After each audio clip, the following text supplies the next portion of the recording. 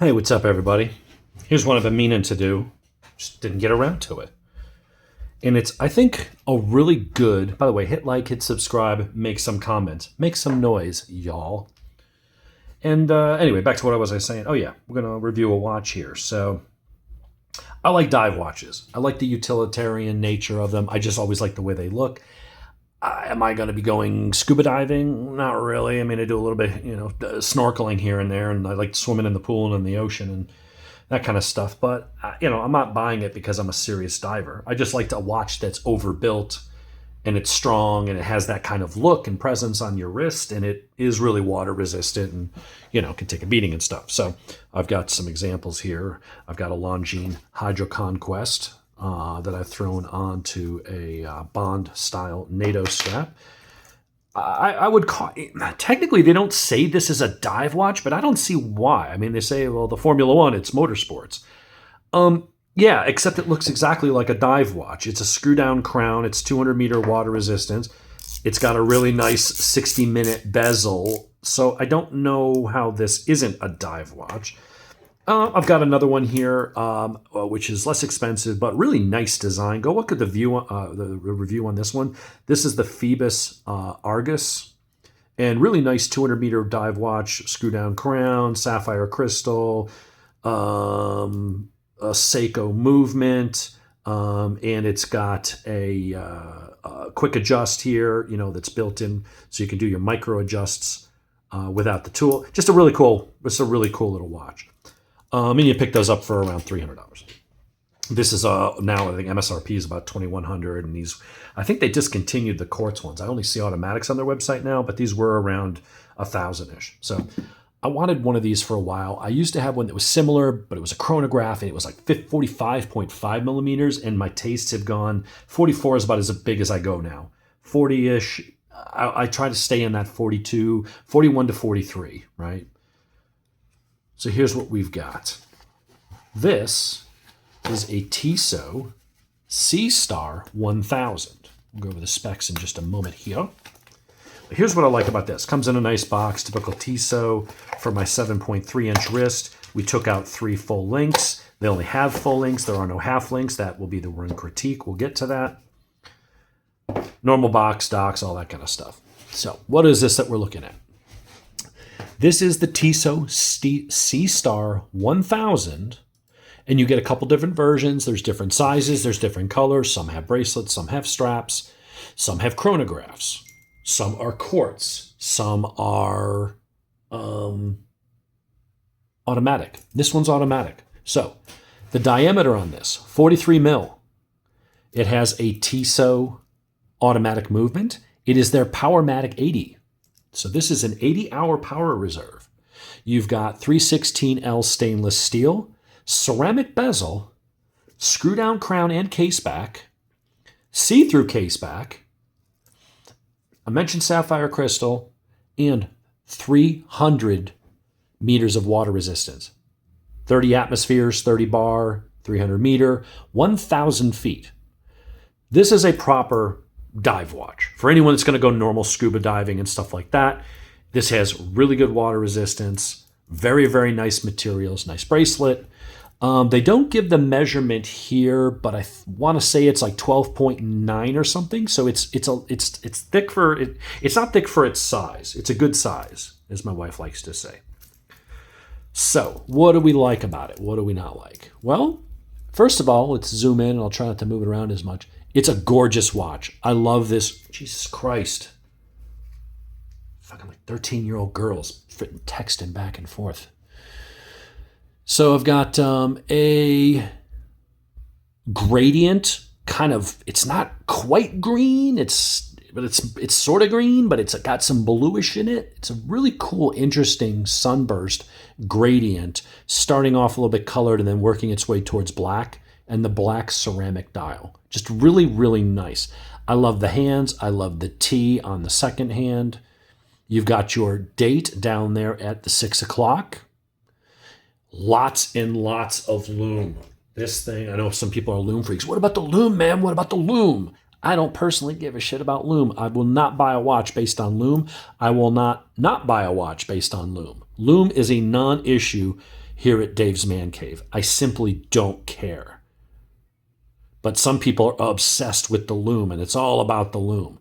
Okay, well, this has lots of loom, and it's really freaking bright. I mean, you can see how fat those hands are. There is a lot of loom applied to that. It's a typical Swiss Superluminova. So if you're a loom guy and you're all about that loom life, it has loom. Now we can move on. Here's what I like about it. It's Tissot, it's Swiss, 80-hour automatic power reserve. It's gorgeous. It's got a beautiful logo on the dial. The bezel action, really, really sweet. Nice and clicky, lines up spot on. Really, really nice. Not much wiggle or creep back. The bracelet is very nice. It's very high quality. It feels good. There's not too much flex, but there's just enough to make it comfortable on your wrist. Where the top link mounts into the lugs. By the way, this is a 21 mil lug. So if you want to put a strap, a NATO strap, or FKM rubber or leather or something else, it will limit your options. It's 21. There are some things out there. You just don't have the choices that you would have with an even size, 20 or 22s typically. The clasp, you know, I'm torn on this. I feel for a watch that MSRPs, this is listed right now on their website at $925. If I told you what I paid for this, you'd go, what the hell? Let's just say I didn't pay anywhere close to that. Out the door, I might have been less than $600. I don't want to give the exact price because I don't know if they gave me a better deal than they would normally give. I don't know. But when you go to my fine friends up at Tripp & Company Jewelers, just say, what's the best deal you can do on this? And you will get a price that is way less and typically less than anything I can find on Amazon. So it's you get a good price today for you only, my friend. But think about what you're getting for the money. Let's just say you get it for $600. You're getting a Swiss automatic movement from a company with well over a century and a half of prestige, well-respected Swiss watchmaker. You're getting Sapphire. You're getting 80-hour power reserve. You're getting ceramic bezel.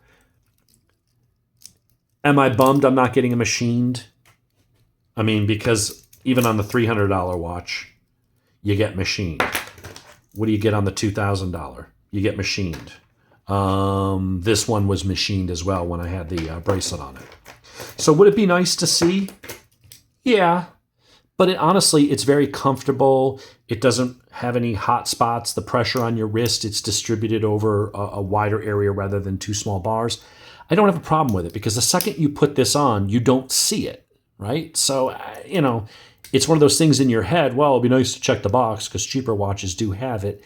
Yeah, but if a watch company has to cut corners somewhere, I would rather have it be there rather than the bezel action, rather than the sapphire crystal going down to hardlex, rather than it being a 38-hour power reserve instead of 80, rather it be aluminum ring instead of ceramic, whether it be just basic brushing or having really nice machined surfaces with alternating polish. I mean, there's a lot of attention and a lot of cool details on this watch. So am I really bummed out that the area that they chose to maybe cut a corner was the thing that is probably the least important and the least part seen when you're wearing it? I can live with that, okay? Here's what would have been nicer. While you do have 3 micro adjusts, and while you do have the wetsuit extension, which is very easy to deploy, I wish they did a half link. From my 7.3-inch wrist, I took out 3 full links. And right now, it fits okay. It's just a little bit loose. But there are some days when I'm outside in the heat, if I'm retaining water, it's a little more snug than I want. But if I add in an entire link back, the 3 micro adjusts aren't enough. It's then kind of flopping around. And then if I come into the air conditioning for a while and you start to unswell a little bit, all of a sudden it's like flopping around on my wrist. So I've had to that's the one concession I've made. I've got it to work. It's just, it would have been nice if there was a half link. But you know what? I got the same damn issue with my $2,000 Tag Heuer. It's okay where it is now, but there are some days where it's a little bit looser than I would want. but there's no half links. So if I take one out, then it's going to be too snug on the other days. So that is my one real critique of this, is that put a half link. You just need one half link. I don't know why they don't do that. I also don't know why more watch companies aren't using a toolless design where you can make those micro adjustments on the fly without having to get the little pin tool. But it is what it is, right?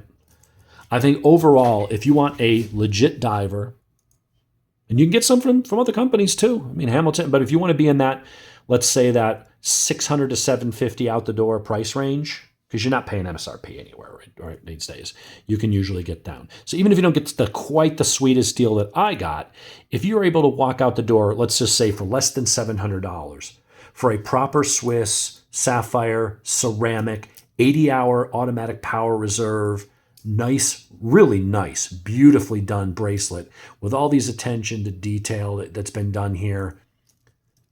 I'm trying to think of another dive watch from a reputable brand, not talking about micro brands, but from a long-standing, heritage brand, which Tissot is.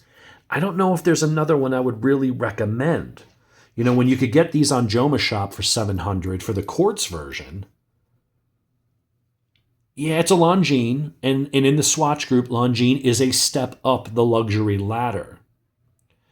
But there's nothing wrong with the Tissot, Tissot makes a fantastic watch. Longines has a little more prestige, and their watches do get more expensive, but $700 at Joma Shop, quartz. If you went to Jared or something, those were like $950. $2,100 MSRP currently today. Maybe you find a deal somewhere. Maybe Joma Shop's gone for $1,400, $1,500. You're still paying well over 2 times, if not close to 2.5 times, for a quartz watch than what you could get this for, realistically. So we'll do a couple quick close-up shots, and then we'll end this. One of my shorter reviews, but it's an absolutely beautiful dial. Fantastic loom, screw-down crown, all the other specs I mentioned. It's just a beautiful watch on your wrist. And if you want that dive watch, and you want the full 300 meters and stuff like that, if you want to get one smaller, they make these in 40s. There's a reddish one, there's blue, there's black, there's a gray one. You got different colors. If a 43 is too big for you, and this is a big watch, you may go, too chunky. You can get the same watch with the Powermatic 80 in a 40 or a 41. I think it's a 40. Might even have some smaller. I don't know. I know that they've definitely got them in 40s. So for 40, this is 40 and change, and that's as small as I like to go. It's just my arms are too long. When I put a watch like this on my wrist, if it's any smaller than 40, that's about as small as I like to go. It is a beautiful watch. That's got a nice sunburst effect. It's got a textured dial. Really neat watch. Really neat company. For the money, these things are fantastic. But I find myself reaching for this one a lot lately because it's just a beautiful watch. This is beautiful too, but in my mind, it's quartz and it doesn't have an open back. It's a little less interesting, even though it's every bit as good of a watch. And it's going to be more accurate, probably more reliable, and I want to get it serviced. But a lot of people like automatics. I would say aesthetically, the only thing I would improve on this, and I'm totally nitpicking here. You have the Tissot name up there, and then down here, my reading glasses on, but it says Powermatic 80, and then it says, I don't know, some other shit. I really can't read it without my reading glasses on. The lighting in here is poor. And reading tiny print up close, I'm noticing the last year or two, my eyesight getting wonky up close. I can still see great at distance. But, down here, and then you got the date. So it seems like there's a lot of action smushed together down here. And then this is kind of just up there floating by itself. I would have kind of preferred just to see maybe the Tissot in the 1853, just larger. I feel like that aesthetically might balance it a bit, but I'm really struggling to find things I don't like. I wish it had a half link. That'd be a nice to have. The half link would be better because then with the extra half link in, right now I'm at the edge of my adjustment. So with it with the extra link gone, on a day where I'm swelling a bit, you have a bunch of sushi or something the day before, high salt content. You retain a little water. Your ring feels a little tighter some days. Or in the morning, it's tight when you wake up, but by the end of the day, the ring is loose. Like your body fluctuates during the day based on your hydration and how much water you're retaining. So right now, on some days, it's going to be a little snugger than I want without being horrible. But if I put the link back in and then go the other way on the adjustments, then it's floppy more often than it's tight. So I'm going between the lesser of two evils. If I had a half link here, then I'd be in the middle and I could go up or down with a quick change of the micro adjust without having to pop in another link. That's my only complaint about this watch. And that is just subjective to me. My exact wrist size and my water retention. Somebody else that's a little bit less or a little bit more may not even have the issue. It's just one of those things I feel like there's no reason not to have it. I can see why sometimes they say, well, we're trying to create a certain aesthetic and we don't want to have to redesign the whole clasp and stuff to give the toolless micro adjust. I think that's a weak excuse, but I get it. If it doesn't, they don't think it's going to help them sell more, then maybe it doesn't make sense to incur that cost. But Tissot, Tag Heuer, there's no reason not to have half links. Throw in one half link. Help a brother out here. Anything else you want to see? I'll try to move it around a little less. It really is a pretty movement. Everything about it's pretty. Visually, the only thing I think that pulls away would be it would be nice to see that, but the second you put it on, you don't see it anyway, so it's kind of like, And I think it looks good there. It's not much wider or bulkier. I also like, and maybe this is a reason, I don't know, it's short. You look at some of these other ones, it's very long. It does keep this a little bit more compact, more like the Tag. Actually, it's even shorter than the Tag. I think that looks good. I really like everything about it, except for, it'd be nice to have that half link. But if I dropped 10 pounds or I gained 10 pounds, I could either make the one less link work better for me if I lost a little bit of weight, or if I put on weight, then I would just add the link and it would be fine. So that's very, very subjective. But all in all, I think that is a banger of a watch. Tell me if you agree. Tell me what you think in the comments. But for a 300-meter dive watch with all those specs, and you're out the door at under $700, maybe even less, how can you go wrong?